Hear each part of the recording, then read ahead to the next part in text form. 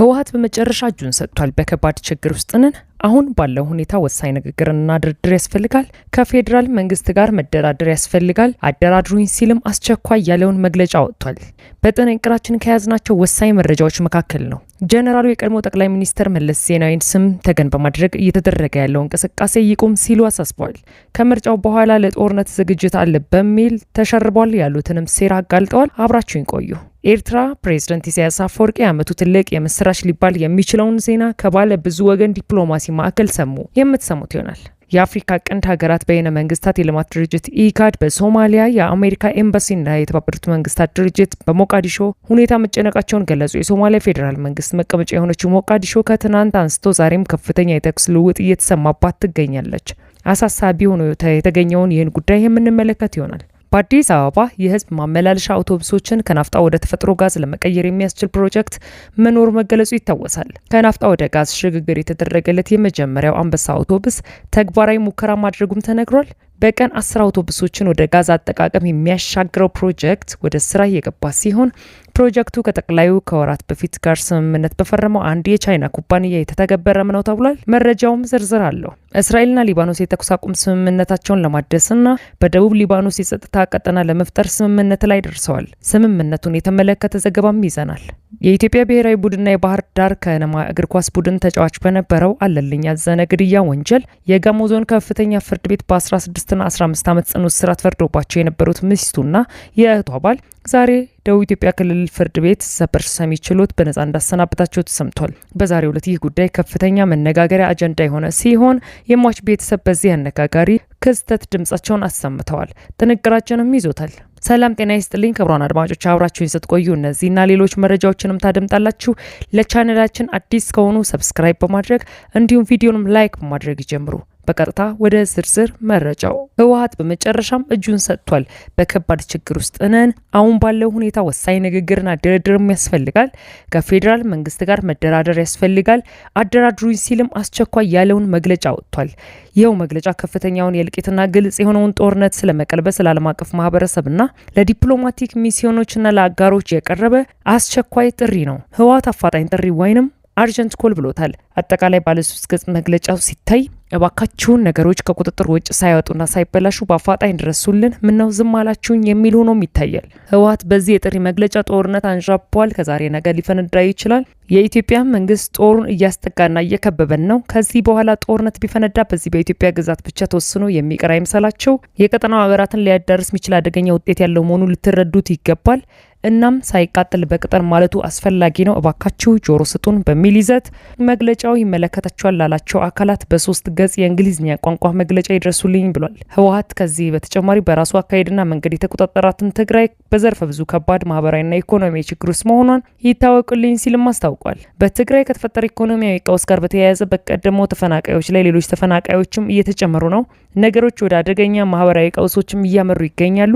ቀደም ብሎ በትግራይ በስራ ላይ የነበሩ የረድኤት ድርጅቶችም ለቀው ወጥተዋል ሲልም አክሏል። ይኸው መግለጫ ትግራይ ከባድና ከጊዜ ወደ ጊዜ እየከፋ በመሄድ ጫና ውስጥ ትገኛለች። እናም እያንዳንዱ ማህበረሰብ ሊቋቋም የሚችለው ገደብ እንዳለው ግልጽ ነው። አሁን ነገሮች ከዚያ ገደብ እያለፉ ነውም ብሏል። ህወሓት ነገሮች ከብደዋል በማለትም እናም ምን ይደረግ በሚለው ዙሪያ መፍትሄ ይሆናል ያለውንም ጥሪ በመግለጫው ላይ አካቶ ታይቷል። መፍትሄ ውይይት ነው ያለው ህወሓት። ይህም የኢትዮጵያን ፖለቲካ ለመግባባት ለመፍታት ብቸኛው አዋጭ መንገድ እንደሆነ እናምናለን።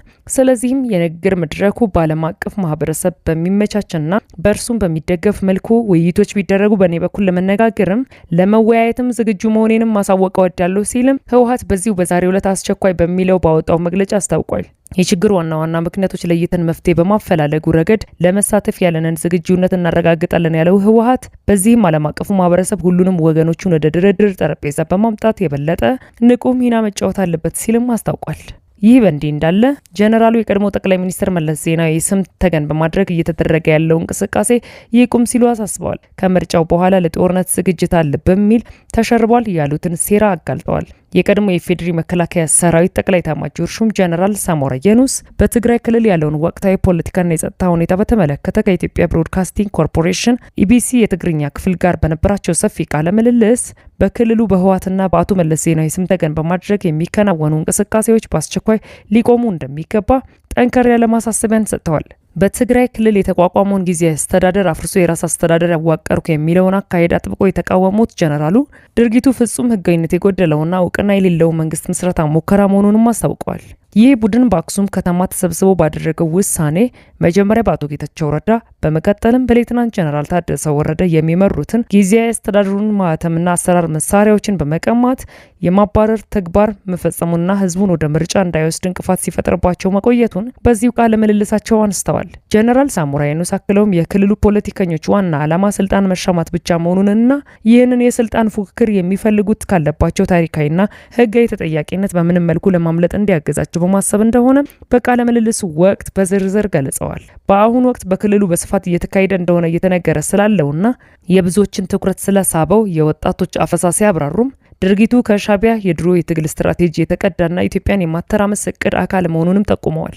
የክልሉ አመራሮች ከምርጫ በኋላ መንግስት ይወጋናል የሚል ፍጹም ሐሰት ፕሮፓጋንዳ ለዚህ ወጣቶች አፈሳ ተግባር ማስፈጸሚያነት እያዋሉት እንደሚገኝም አንስተዋል። ከፌዴራል መንግስት በጀት እየወሰዱና እየተጠቀመ የፌዴራል መንግስትን ጠላት ብሎ መፈረጅ ፍጹም ስህተት መሆኑን የጠቀሱት ጀነራሉ ለትግራይ ህዝብና ለወላጆች ባቀረቡት ጥሪም የወላጆች ስጋት የሆነውን ይህን የወጣቶች አፈሳ ለመግታት ወላጆች በጋራ ተደራጅተው ሊቃወሙትና ልጆቻችንን ለጦርነት አንሰጥም ብለው በቁርጠኝነት ሊታገሉ እንደሚገባም አሳስበዋል። ጀነራሉ በዚህ ቃለ ምልልሳቸው ላይ ማጠቃለያ ሀሳብ ሲሰጡ በትግራይ ክልል ውስጥ የሚታዩት የውስጥ መከፋፈሎችና የስልጣን ሽሚያዎች የህዝቡን የሰላም ጥያቄ ወደ ጎን እየገፉና በቀጣይነትም ሊቆሙ የሚገባቸው አደገኛ አካሄዶች ናቸው። የፌዴራል መንግስት በጀትን እየተጠቀሙ በመንግስት መዋቅር ላይ እንቅፋት መፍጠርና ወጣቶችን ማፈስ አግባብ እንዳልሆነ ያብራሩት ጀነራል ሳሞራ የኑስ የትግራይ ህዝብና በተለይም ወላጆች የልጆቻቸውን ህይወት ለሌላ ጦርነት አሳልፈው ከሚሰጥ አፈሳ ራሳቸውን እንዲጠብቁና ይህንን ህገወጥ ድርጊት በጋራ ሆነው እንዲቃወሙት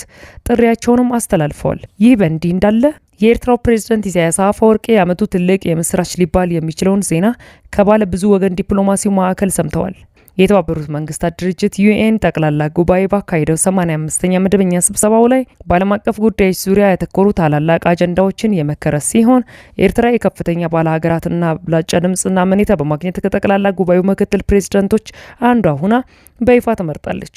ይህ ምርጫ ኤርትራ በተባበሩት መንግስታት ድርጅት መዋቅር ውስጥ ያላትን ተሳትፎ የሚያጎለብት ሲሆን በቀጣይ ጉባኤ ስራ ሂደቶች ላይ የበኩሏን ድምጽ እንድታበረክት እድል የሚሰጥ መሆኑም ተገልጿል። የተባበሩት መንግስታት ድርጅት ይፋዊ መግለጫዎችን ዋቢ አድርጎ ዓለም አቀፍ የዘላቂ ልማት ተቋም እንደዘገበው ኤርትራ ከተመረጡ ሌሎች 16 ሀገራት ጋር በመሆን የጸጥታው ምክር ቤት 5 ቋሚ አባላትን ቻይና፣ ፈረንሳይ፣ ሩሲያ፣ ብሪታንያና አሜሪካን በመቀላቀል የጠቅላላ ጉባኤውን ቢሮ በጋራ ትመራለች። በተጨማሪም ከኤርትራ ጋር እንደ አፍጋኒስታን፣ ፊንላንድ፣ ግብጽ፣ ሊባኖስ፣ ዚምባብዌም ያሉ ሀገራት በምክትል ፕሬዝዳንትነት መመረጣቸውን ለመረዳት ተችሏል። ክቡራን አድማጮች ለሰዓቱ ያጠናቀርኩላችሁ መረጃ ይህን ይመስል ነበር። ከጥቂት ሰዓታት በኋላ በሌሎች መደመጥ ካለባቸው መረጃዎች ጋር እመለሳለሁ። መልካም ቆይታ።